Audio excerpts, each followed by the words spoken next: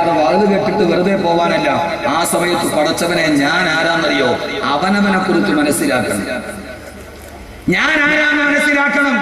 ചീട്ടം കളിച്ച് പട്ടച്ചാരായം കുടിച്ച് കാളയും കൂട്ടി കമ്പത്തിന് പഠിച്ച് ഫുട്ബോളും കളിച്ച് ലോകത്തിന്റെ ലഹരിയിൽ കിടന്നുറങ്ങാനവല്ല ഞാൻ ആരാണ്? ഈ ഭൂമിയുടെ ഉള്ളിൽ നിന്നിട്ട് എന്റെ പ്രിയപ്പെട്ട സഹോദരങ്ങളെ, ഈ പ്രപഞ്ചം നിലനിൽക്കുന്നതിന് വരും നമുക്ക് വേണ്ടിയാ. ആർക്ക് വേണ്ടിയാ? ഇൻഷാ അല്ലാഹ് ഇതൊക്കെ തന്നെയാണ് നമ്മുടെ വിഷയം. അള്ളാഹു മനസ്സിലാക്കാനുള്ള ബോധം നൽകട്ടെ. അള്ളാഹു അങ്ങനെ ആകാനുള്ള ബോധം നൽകി അനുഗ്രഹിക്കുമാറാകട്ടെ. റബ്ബ് സുബ്ഹാനഹു വ തആല ജീവിതത്തിൽ ഖൈറും ബറക്കത്തും നൽകി അനുഗ്രഹിക്കുമാറാകട്ടെ എന്ന ദുആയോടുകൂടി ഞാൻ വീണ്ടും എന്റെ വിഷയത്തിലേക്ക് കടക്കുകയാണ്. കാരണം എന്താ? പ്രപഞ്ചത്തിന്റെ നിയമം നിയന്ത്രിതമല്ല. ഏത് സമയത്തും ഈ പ്രപഞ്ചം തകരാം. അതുകൊണ്ടല്ലേ അള്ളാഹുവിന്റെ ഖുർആൻ ഏറ്റവും പ്രധാനപ്പെട്ട വാണിംഗായിട്ട് പറയുകയാ. ഖുർആൻ തന്നെ പറയുന്നതല്ല, ഈ ഖുർആൻ ഒരു മുന്നറിയിപ്പാണ്. ആർക്കെന്നറിയോ? ഇന്നഹു തദ്കിറ ഫമൻ സദകറ കല്ലാ. ഖുർആൻ പറയാണ് കല്ലാ, ഏ മനുഷ്യ കല്ലാ, നീ വിചാരിച്ചതുപോലെയല്ല കാര്യങ്ങളുടെ കിടപ്പ്, നീ ചിന്തിച്ചതുപോലെയല്ല. ഇന്നഹു തദ്കിറ, ഇതൊരു മുന്നറിയിപ്പാണ്. ആർക്കാണ് മുന്നറിയിപ്പെന്നറിയോ? ഇന്ന ഫീ ദാലിക ലദിക്റ ലിഉലിൽ അൽബാബ്. ചിന്തിക്കുന്നവർക്ക് മുന്നറിയിപ്പായി, ജീവിതത്തിന്റെ നന്മയുടെ പാതയിൽ നിലനിൽക്കാനായി. അതുകൊണ്ടല്ലേ പ്രപഞ്ചത്തിൽ നാം ജീവിക്കുന്ന ഭൂമിയെ കുറിച്ച് ആദ്യം ഞാൻ പറയുക, ബാക്കിയുള്ളത് പിന്നീട് പറയണ. സമയം കിട്ടിയാൽ പറയാം. അള്ള പറയുകയാണ്, ഈ പ്രപഞ്ചത്തിലെ ഏറ്റവും പ്രധാനപ്പെട്ട സൃഷ്ടിയല്ലേ നമ്മുടെ ഭൂമി. ആ ഭൂമി എന്ന് പറഞ്ഞാൽ എന്താ? സഹോദരങ്ങളെ, 66,88,80,000 ചതുരശ്ര കിലോമീറ്റർ വിശാല വിസ്തൃതമായ ഈ ഭൂമിയിൽ 10,000 കോടി മുതൽ 50,000 കോടി വരെ ഗാലക്സി ഉണ്ട്. ആ ഗാലക്സികൾ തന്നെ ഏതാണ്ട് ഒരു ഗാലക്സിക്ക് 80,000 ഗോളങ്ങളുണ്ട്. ഈ പ്രപഞ്ചത്തിലെ 80,000 കോടി ഗാലക്സിയിൽപ്പെട്ട ഒരേ ഒരു ഗാലക്സിയാണ് ക്ഷീരപഥം. ആ ക്ഷീരപഥമാണ് മിൽക്കി വേ. ആ ക്ഷീരപഥം എന്ന് പറയുന്ന ഗാലക്സിയിലെ കോടാനുകോടി നക്ഷത്രത്തിൽപ്പെട്ട ഒരേ ഒരു നക്ഷത്രമാണ് സൂര്യൻ. ആ സൂര്യനെ ചുറ്റി സഞ്ചരിക്കുന്ന 9 ഗ്രഹത്തിൽപ്പെട്ട ഒരേ ഒരു ഗ്രഹമല്ലേ നമ്മുടെ ഭൂമി. ഞാനിത് പറയുന്നത് എന്താ? ഖുർആനും പ്രപഞ്ചവും പറയുമ്പോ ആ പ്രപഞ്ചത്തിൽ നമ്മൾ താമസിക്കുന്ന, നമ്മൾ മരിച്ചൊടുങ്ങുന്ന, നാളെ നമ്മൾ കൊണ്ടുപോയി കുടിയെടുത്തിട്ട് മറഞ്ഞാടുന്ന ഭൂമിയില്ലേ, ആ ഭൂമി മാത്രം പ്രപഞ്ചത്തിന്റെ വിഷയമായിട്ട് പറയുകയാ.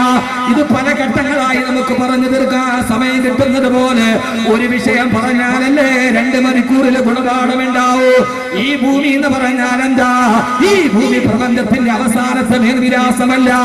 ഞാൻ പറഞ്ഞല്ലോ, 80,000 കോടി ഗാലക്സിയിൽപ്പെട്ട ഒരേ ഒരു ഗാലക്സിയായ ക്ഷീരപഥത്തിന്റെ കോടാനുകോടി നക്ഷത്രത്തിൽപ്പെട്ട ഒരേ ഒരു നക്ഷത്രമാണ് സൂര്യൻ എന്ന് പറഞ്ഞാൽ, സഹോദരങ്ങളെ, കോടാനുകോടി ഗാലക്സിയിൽപ്പെട്ട ഒരേ ഒരു ഗാലക്സിയായ ക്ഷീരപഥത്തിന്റെ ഒരറ്റത്തിൽ നിന്ന് മറ്റേ അറ്റത്തേക്ക് ഒരു മനുഷ്യൻ നടന്നു പോയാൽ 6700 പ്രകാശ വർഷം കഴിഞ്ഞ് ആ മനുഷ്യന് ഒരൊറ്റ ഗോളത്തിന്റെ മറുഭാഗത്തെത്തുമെങ്കിൽ എത്രയോ വിശാലമായ പ്രപഞ്ചമാ. ഒരു സെക്കൻഡ് കൊണ്ട് 2,99,792.5 കിലോമീറ്റർ ഒരു സെക്കൻഡ് കൊണ്ട് സഞ്ചരിക്കുന്ന പ്രകാശം 7,600 വർഷം ഇതേ വേഗതയിൽ സഞ്ചരിച്ച എവിടെ എത്തുമോ അത്രത്തോളം വിശാലമാണ് ക്ഷീരപഥത്തിന്റെ ഒരേ ഒരു വലിപ്പം എന്ന് പറഞ്ഞാൽ.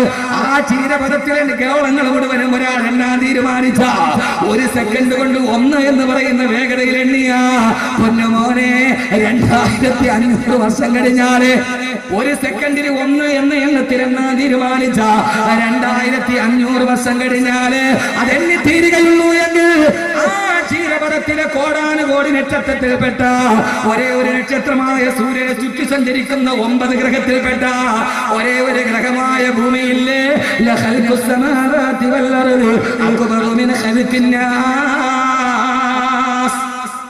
അല്ല പറയുകയാണ്, ആകാശഭൂമികളുടെ സൃഷ്ടിപ്പ് എത്രയോ വിശാലമാ.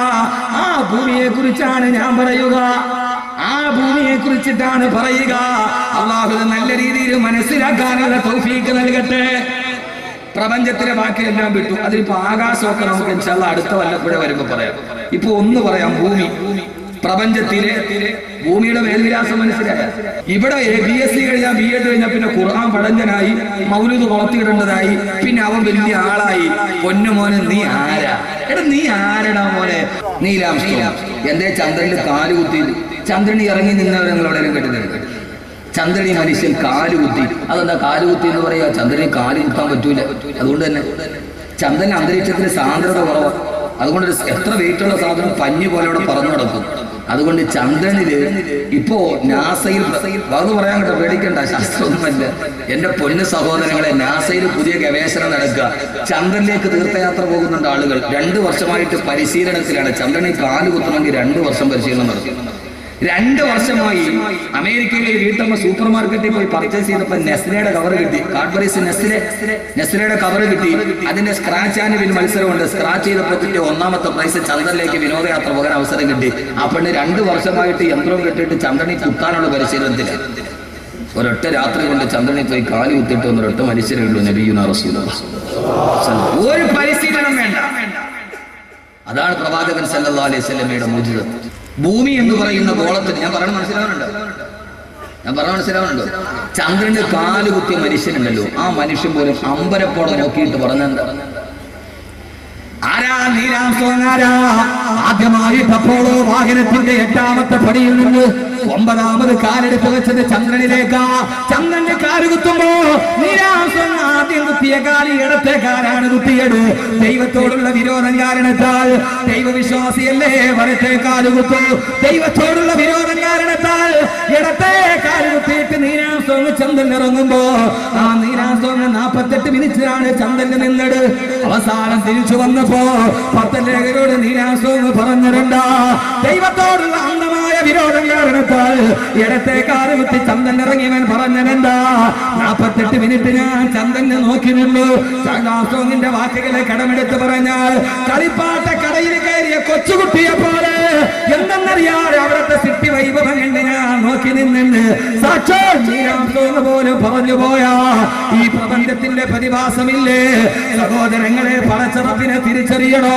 ഈ ഭൂമിയിൽ മാന്യനായി ജീവിക്കണോ? പടച്ചറപ്പ് ഭൂമിയെ കുറിച്ച് പറഞ്ഞത് മാത്രം കേട്ടാ മതി.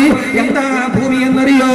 ആ ഭൂമിക്ക് 3 പ്രത്യേകതയുണ്ടെന്ന് അല്ലാഹുവിന്റെ വിശുദ്ധ ഖുർആൻ. ഇനി പ്രപഞ്ചത്തിന്റെ വിശാലതയിൽ ഒരേ ഒരു ഗോളമായ ഭൂമി, ആ ഭൂമിക്ക് 3 പ്രത്യേകതയുണ്ട്. എത്ര പ്രത്യേകത? ഭൂമിക്ക് എത്ര പ്രത്യേകത? 3. വലുത് കെട്ടിട്ട് പോകാനല്ല, ഒരു വിഷയം ഖുർആൻ വിശാലമായി പറയുന്ന ഒരു വിഷയം. ഭൂമിക്ക് എത്ര പ്രത്യേകത? 3 പ്രത്യേകത. ആദം നബി അലൈഹി സ്വലാത്തു വസ്സലാം ഹവ്വാ ബീവി റളിയല്ലാഹു തആല സ്വർഗ്ഗത്തിൽ പ്രവേശിക്കപ്പെട്ടു. വിലക്കപ്പെട്ട കനി കഴിച്ചു. അവസാനം അല്ലാഹുവിന്റെ മുമ്പിൽ പൊട്ടിക്കരയാൻ തുടങ്ങി. അല്ലാഹുവേ അല്ലാഹുവേ അല്ലാഹുവേ ഖാലാ റബ്ബനാ വലംനാ അൻഫുസനാ വഇൻ ലം തഗ്ഫിർ ലനാ വതർഹംനാ ലനകൂനന്ന മിനൽ ഖാസിരീൻ. അല്ലാഹുവേ അല്ലാഹുവേ അല്ലാഹുവേ റബ്ബനാ വലംനാ അൻഫുസനാ, പടച്ചവനെ നീ ചെയ്യരുതെന്ന് പറഞ്ഞത് ചെയ്തു പോയി. നീ ഞങ്ങളോട് പുറത്തു തന്നില്ലെങ്കിൽ, നീ ഞങ്ങളോട് കരുണ കാണിച്ചില്ലെങ്കിൽ ഞങ്ങൾ ഏറ്റവും വലിയ നഷ്ടവാളികളാകും. അല്ലാഹുവേ 300 വർഷക്കാലം തന്റെ മുമ്പിൽ നിന്ന് പൊട്ടിക്കരഞ്ഞ ആദം നബിയോട് ഹവ്വാ ബീവിയോട് ആദ്യത്തെ മനുഷ്യനെ സ്വർഗത്തിൽ നിന്ന് ഭൂമിയിലോട്ട് പറഞ്ഞു വിടുമ്പോ അല്ലാഹുവിന്റെ ഖുർആൻ ഭൂമിയെ പരിചയപ്പെടുത്തുകയാണ്. നൂറ്റാണ്ടുകൾക്ക് മുമ്പ് 14 നൂറ്റാണ്ടുകൾക്ക് മുമ്പ് അല്ലാഹുവിന്റെ റസൂൽ ഓതി പറയുകയാണ്, അല്ലാഹ് പറയുകയാണ് നിങ്ങൾ പോകേണ്ടത് ഭൂമിയിലേക്കാണ്. ആ ഭൂമിയുടെ പ്രത്യേകതയേടാ വലക്കും ഫിൽ അർദി മുസ്തഖറുൻ വമതാഉൻ ഇലാഹീൻ. ആ ഭൂമിയിൽ പോയി ഒരു നിശ്ചിത കാലം നിങ്ങൾ താമസിച്ചു കൊള്ളുക. എന്നിട്ട് സഹോദരങ്ങളെ അല്ലാഹു ഭൂമിയുടെ അടയാളം പറഞ്ഞതെന്താ? ഞാൻ പറഞ്ഞതല്ല, അഹ്മദ് കബീറിന്റെ വാക്കല്ല, അല്ലാഹു തന്നെ പറയുകയാണ്. ഖാല ഫീഹാ തഹ്യൂന വഫീഹാ തമൂതൂന വമിൻഹാ തുഖ്റജൂൻ. അല്ലാഹു പറയുന്ന ആദമേ ഹവ്വ ദമ്പതികളെ അലൈഹിമുസ്സലാത്തു വസ്സലാം ഭൂമി എന്ന ഗോളത്തിലേക്ക് നിങ്ങൾ പോയിക്കൊള്ളുക. ആ ഭൂമി എന്ന ഗോളത്തിന്റെ പ്രത്യേകത എന്താ? ഫീഹാ തഹ്യൗന, ആ ഭൂമിയിലാണ് നിങ്ങൾ ജീവിക്കേണ്ടത്.